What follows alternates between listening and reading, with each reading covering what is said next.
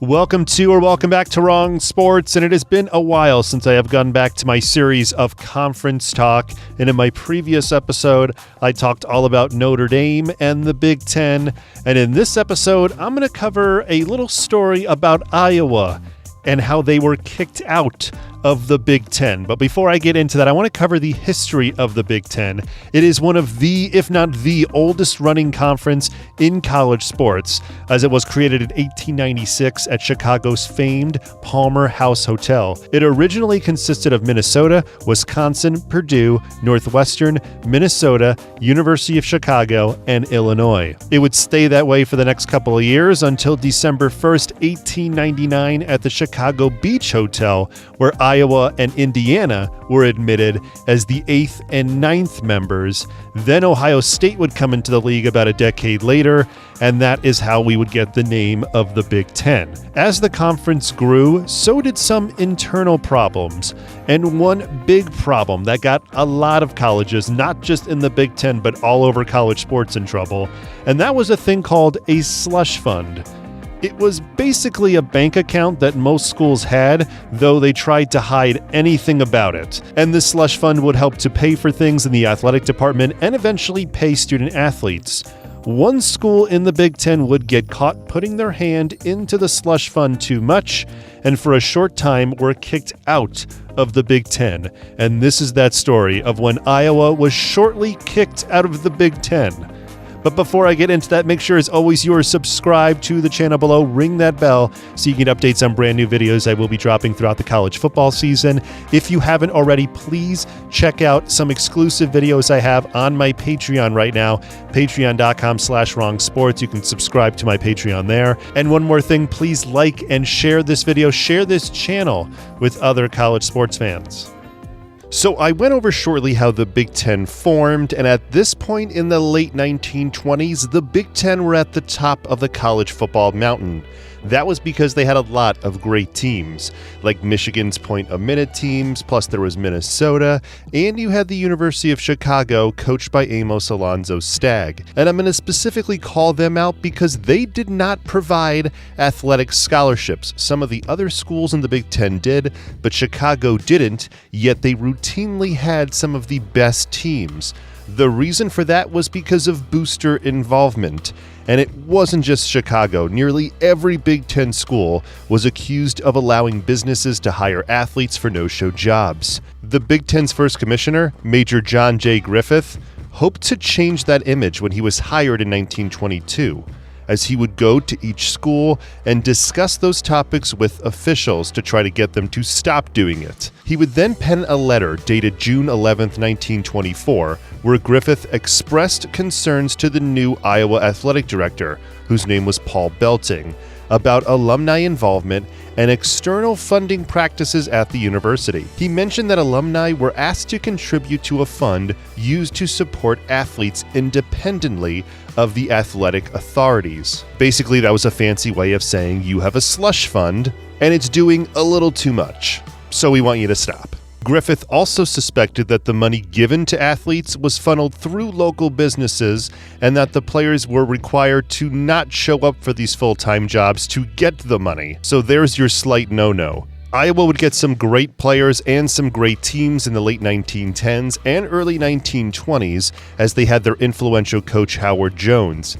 However, though, they struggled to secure home games in the Big Ten Conference. The school's frustration with the scheduling led to complaints and calls for coaching changes, with Griffith particularly pointing out alumni involvement in the problems at Iowa. The alumni and the school's frustration with the scheduling led to complaints and calls for coaching changes, and that might have been one of the reasons why Howard Jones left Iowa in 1923 after he just went undefeated 2 straight years at Iowa to go to Duke for a year, and then he went to USC in 1924.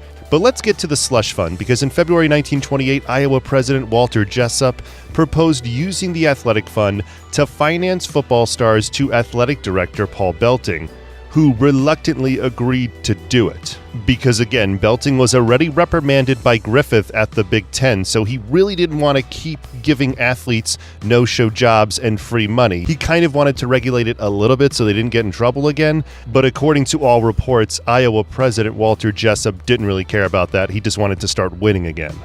Belting then would deposit money in a bank, and the athletes who couldn't pay tuition signed promissory notes for loans and would get the money. That was pretty much how easy it was. All the athlete had to do was walk into the bank, sign their name, they got the money, and then they really didn't have to pay it back. It was kind of forgotten about. But here's where things really got muddied up, and it was all because of Iowa's President Walter Jessup, as he requested $2,500 from the athletic fund, which was the maximum they were allowed to take out, and the athletic director Belting refused. Probably because the accounting at this point was a madhouse and he didn't want it to make it seem any worse. But it didn't matter because Jessup would then go around him, and the university leadership then raised $2,300 elsewhere to get a transfer fullback to come to the university. That's what the Iowa president wanted this money for, apparently.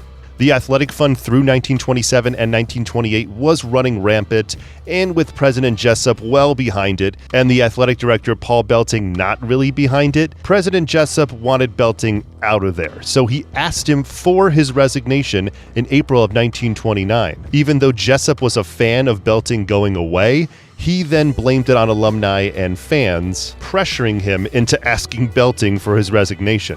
Belting initially refused, but eventually agreed after Jessup promised to help him find another job after he left the university. Belting resigned in May, citing opposition and jealousy, and the athletic board accepted his resignation, but wanted him to stay on in the school in a different role, which Belting declined, and this was probably because the athletic board didn't want Belting to go away from the school and potentially blab about what was going on. Once the resignation would take place, Belting confronted Jessup about the job that he realized wasn't going to happen, and called him a liar, and also threatened to slap the president. So now it was getting kinda crazy. Belting would be replaced by two guys, as George Brescihan was named the athletic director, and Edward Lauer would oversee all sports starting July 1st. So now things were messy, and they were about to get a lot messier, because just 18 days after Paul Belting resigned, he and Edward Lauer, the new athletic director in just a couple of days, went to the Morrison Hotel in Chicago for Big Ten meetings about football schedules. And since Paul Belting wasn't going to be the athletic director anymore in a couple of weeks, he stayed away from those scheduling meetings on purpose. Once Edward Lauer got inside, the debate was delayed for a discussion on recruiting issues going on in the conference. A group led by John J. Griffith, Amos Alonzo Stagg, and another person from Illinois went to the North Shore Hotel in Evanston to meet with faculty representatives from the Big Ten. The Illinois personnel would then disclose rule violations by 3 schools and signaled out Iowa for the worst infractions. The reason why Illinois had this information and knew how big and bad the infractions were at Iowa was because he got a letter from the University of Iowa's auditor, Richard Cobb, who sent a letter to an alum and revealed the corruption by Iowa officials involving payment for athletes' tuition already marked as paid. So they would basically get this $2,500 loan, the athlete would sign for it, and then it would suddenly just be paid, even though no one paid it back. It was basically free money, like I said, just another way around of doing it. After the Illinois officials revealed the scheme, a joint group of 6 recommended severing athletic relations with Iowa due to infractions of a 1927 rule. Due to all the revelations coming out about the slush fund, Paul Belting was viewed as a traitor by Iowa fans, since everyone thought he was the one who released it, even though it was the auditor who released it. And also, most people viewed that the orders came from the president, President Jessup, so he wasn't looked upon as great either at this point. Commissioner Griffith later outlined major and minor violations by Iowa, including loss of faculty control, improper scholarships, and illicit funds for athletes. And President Jessup's revelation of the Belting Fund and the vouchers indicated that he had requested Belting's resignation earlier. But even though Jessup tried to cover up all of his mess by asking for Belting's resignation and having it on hand, Commissioner Griffith would later discover 2 separate slush funds for athletes run by Iowa officials, and one that had the president's approval specifically stated on it. So Jessup was screwed at this point. On June 4th, the Big Ten Faculty Committee then met in Chicago to discuss Iowa's reinstatement, which was passionately advocated for by Iowa President Jessup, but it was ultimately denied.